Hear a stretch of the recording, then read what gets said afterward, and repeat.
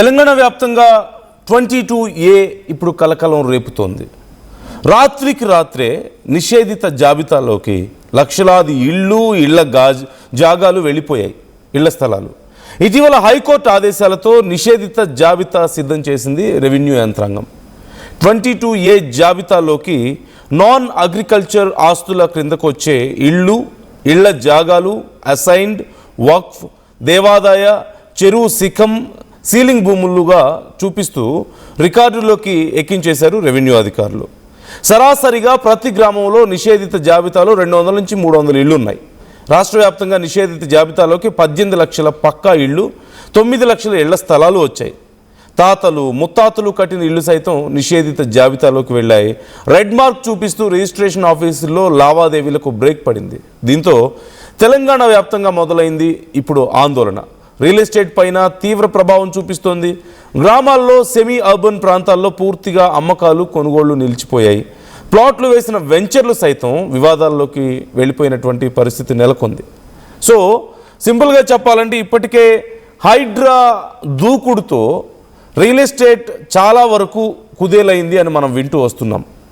ఇప్పుడు మరొక వైపు ఈ 22A అనేది తీసుకొచ్చి ప్రభుత్వం మరింత కుదేలు చేస్తుందా? ముఖ్యంగా కేవలం ఇది హైదరాబాద్లోనే కాదు, తెలంగాణ వ్యాప్తంగా. సో ఓవరాల్గా మనం చూసుకుంటే ఇప్పుడు ప్రభుత్వం ఇంత అర్జెంటుగా రివైజ్ ఎందుకు చేయాల్సి వచ్చిందంటే హైకోర్టు చెప్పింది అనేది ఒక సమాధానాన్ని చెప్తున్నారు. అయితే మొత్తం తెలంగాణలో ఈ భూమి ఎంత శాతం ఉంది అనేది చూస్తే, అంటే ఈ అగ్రికల్చర్ ల్యాండ్ కాకుండా కమర్షియల్ ల్యాండ్కి సంబంధించి ఓవరాల్గా ఎంత ఉంది ల్యాండ్ అనేది కనుక మనం చూస్తే ఒక్కొక్కరికి కళ్ళు బయర్లు గమ్ముతున్నాయి. ఎందుకంటే తెలంగాణ మొత్తం విస్తీర్ణం 2.75 లక్షల కోట్ల ఎకరాలు, అంటే 2,75,00,000 ఎకరాలు. ఇందులో 90 నుంచి 93 లక్షల ఎకరాలు ఇప్పుడు ఈ 22A నిషేధిత జాబితాలో చేర్చాలని ఈ ప్రతిపాదన ఉంది. ఇప్పటికే అధికారులు ఎక్సర్సైజ్ కూడా పూర్తి చేశారు. సో మొత్తం 2.75 కోట్ల ఎకరాలలో తెలంగాణ మొత్తం భూమి ఉంటే అందులో 90 నుంచి 93 లక్షల ఎకరాలు 22A పరిధిలోకి కనుక వస్తే మొత్తం భూభాగంలో 1/3 అట్లీస్ట్ 1/3 ఈ భూమి కిందకే, ఈ 22A కిందకే వస్తుందని. అంటే ఈ భూభాగాన్ని వరకు ఎవరు అమ్మడానికి కానీ కొనడానికి కానీ వీలు లేదు అని చెప్తున్నారు. ఇది ఎంత దుర్మార్గం! ఇప్పటికే ప్రజలు హైడ్రాతో నానా గందరగోళంలో ఉంటే హైదరాబాద్లో ఇప్పుడు తెలంగాణ వ్యాప్తంగా 22A అని తీసుకొచ్చి మరింత గందరగోళాన్ని పెంచినట్లేదా? అంటే మీరు రీసెంట్గా కొన్న భూమి ఇప్పుడు మీరు వెళ్ళి చెక్ చేసుకుంటే 22Aలో ఉండొచ్చు. అంటే ఇప్పుడు మీ భూమి మీ కిందకు రాదు. ఒకవేళ మీరు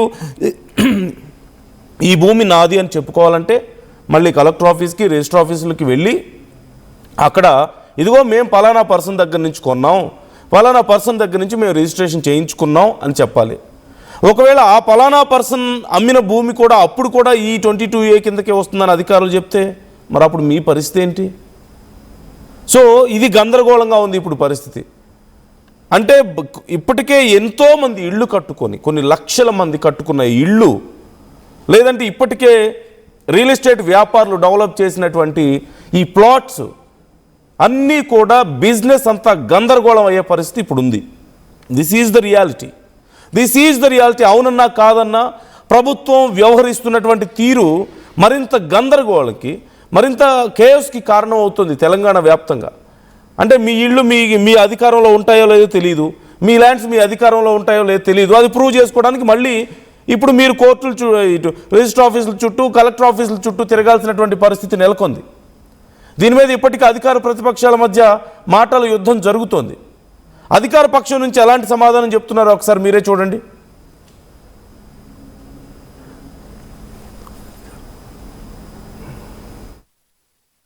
ఇందాకో తమ్ముడు కార్తీక్ మాట్లాడిండు, 60 ఏండ్ల కింద కొనుక్కున్న ఇల్లు, 60 సంవత్సరాల నుంచి ఆ కాలనీలో, ఆ ఇళ్లలో మేము నివసిస్తున్నాము.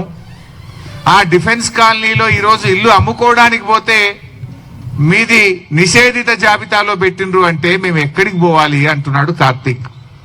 ఇది ఒక కార్తీక్ సమస్య కాదు, హైదరాబాద్లోని లక్షలాది కుటుంబాల సమస్య. రాత్రికి రాత్రి కాలనీలు సర్వే నంబర్లు మొత్తం లేఅవుట్లు, హెచ్ఎండిఏ అమ్మిన భూములు, హుడా అమ్మిన భూములు, యాక్షన్ లో ప్రభుత్వం అమ్మితే కొనుక్కున్న భూములన్నీ కూడా 22A కింద నిషేధిత జాబితాలు పెడితే ఆ ప్రజలు ఏం కావాలి? కార్తీక్ ఏమన్నాడు? సబ్ రిజిస్ట్రార్ దగ్గరికి పోతే ఎంఆర్ఓ దగ్గరికి పోమంటుండు, ఎంఆర్ఓ దగ్గరికి పోతే ఆర్డీఓ గారి దగ్గరికి పో అంటుండు, ఆర్డీఓ దగ్గరికి పోతే కలెక్టర్ గారి దగ్గరికి పో అంటుండు, కలెక్టర్ గారిని కలిస్తే ఇది యుఎల్సి సమస్య, యుఎల్సి ఆఫీస్ కు పో అంటున్నారు.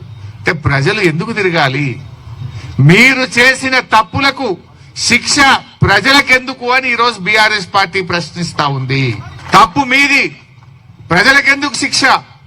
ఎందుకు పెట్టినారు ఈ భూములు? ఎవరు పెట్టమన్నారు? 2008లో ఆనాటి కాంగ్రెస్ ప్రభుత్వం యుఎల్సి రద్దు చేసింది.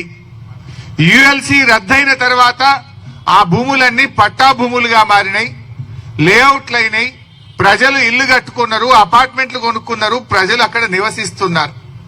20 ఏళ్ల నుంచి లేని సమస్య రాత్రికి రాత్రే మీకు ఎందుకు ఆ బుద్ధి పుట్టింది? ఆ యుఎల్సిలో పరిష్కారమైన భూములన్నీ కూడా ఎందుకు నిషేధిత జాబితాలో పెట్టారు అని ఈరోజు మేము అడుగుతా ఉన్నాం. పొంగులేటి శ్రీనివాసరెడ్డి గారు నిన్న ఇంకొక మినిస్టర్ పెట్టారు. ఆయన ఇగో ఈ టాల్ నెంబర్ ఇచ్చారు. Tall number 180059994788. ఇది పొంగులేటి శ్రీనివాసరెడ్డి గారు ఇచ్చిన టాల్ నెంబర్. అయ్యా పొంగులేటి శ్రీనివాసరెడ్డి గారు దీంట్లో టాల్ ఫ్రీ నెంబర్ అని మీరు నిన్న చెప్పారు.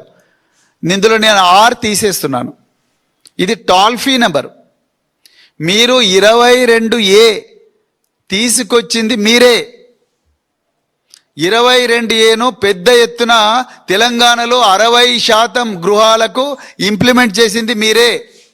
ఇలా తెలంగాణలో ఏ కలెక్టర్ని అడిగినా చెప్తారు రెవెన్యూ మినిస్టర్ గారు మౌఖికంగా ఆదేశాలు ఇచ్చారు. అందుకొరకే మేము ఎంఆర్ఓలందరినీ పిలిపించి దిడ్డంగా మొత్తం కూడా పట్టా భూములను 22A కింద పెట్టినాం. తెలంగాణలో ఇందిరమ్మ ఇళ్ళన్నీ కూడా 22A కిందకి మీరు తీసుకొచ్చినట్టే పేద ప్రజల నుంచి కూడా రాబందుల్లాగా, వాళ్ళ జలగల్లాగా వాళ్ళ రక్తం పీల్చడం కోసమే ఈ 22Aలో మీ ఆదేశాల మేరకు మీ కలెక్టర్లు, మీ రెవెన్యూ అధికారులు పెట్టిర్రు. ఇప్పుడు అంతా చేసి మీరేం చెప్తున్నారు? టాల్ ఫ్రీ నెంబర్ ఉంది, దీనికి కాల్ చేయండి, మీ భూములన్నీ రిలీజ్ చేస్తామంటున్నారు. ఇది టాల్ ఫ్రీ నెంబర్ కాదు శ్రీనివాసరెడ్డి గారు.